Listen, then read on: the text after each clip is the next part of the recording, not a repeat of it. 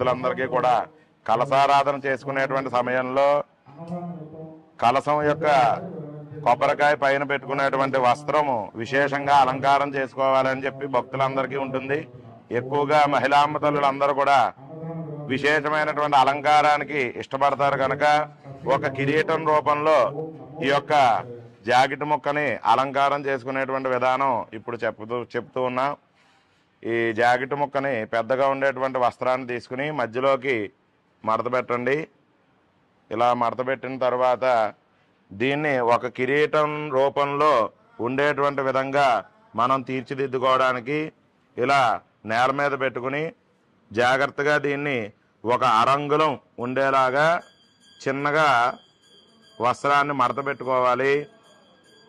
నెమ్మదిగా అలా వస్త్రాన్ని మడత పెట్టుకుంటూ చక్కగా అలంకారంగా నెమ్మదిగా చేసుకోండి. సౌకర్యంగా 1-2 సార్లు చేసుకోండి. అందరికీ కూడా వచ్చేటువంటిదే కనుక ఆ విధంగా ఈ యొక్క వస్త్రాన్ని నీట్గా తీర్చిదిద్దుకొని ఒక చిన్న దారం ముక్క తీసుకోండి, దగ్గర పెట్టుకోండి. ఏ రంగులో అయితే మీరు జాకెట్ ముక్కని అలంకారం చేస్తున్నారో అదే రంగు జాకెట్ ఆ దారం ఉంటే ఇంకా మంచిది. లేకపోయినట్లయితే మామూలుగా ఏ దారం ఉన్నా సరే సౌకర్యంగానే ఉంటుంది.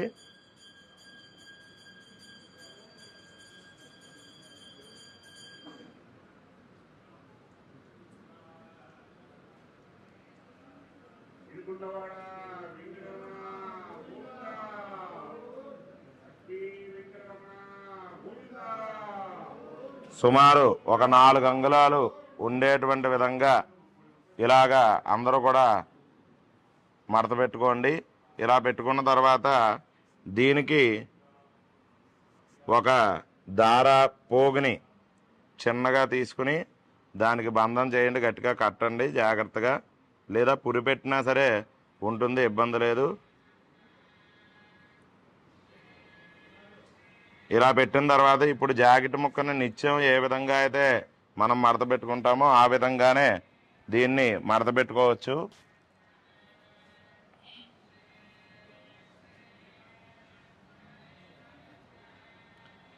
ఇలా మధ్యలోకి మడత పెట్టుకుని తర్వాత ఈ వస్త్రాన్ని మామూలుగా త్రిభుజాకారంలో ప్రతి జాకెట్ ముక్కని ఎలా అయితే మడత పెట్టుకుంటామో ఆ విధంగానే దీన్ని కూడా ఫోల్డ్ చేసుకోండి.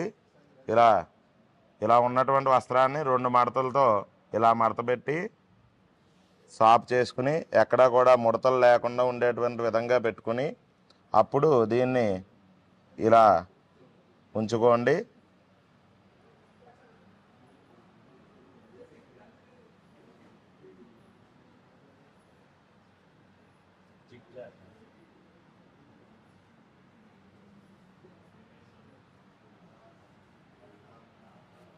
త్రిభుజాకారంలో మడత పెట్టుకున్న తర్వాత చివరగా ఉన్నటువంటి చిన్న కొస మొక్కని ఆ వస్త్రం లోపలికి తోసేయండి.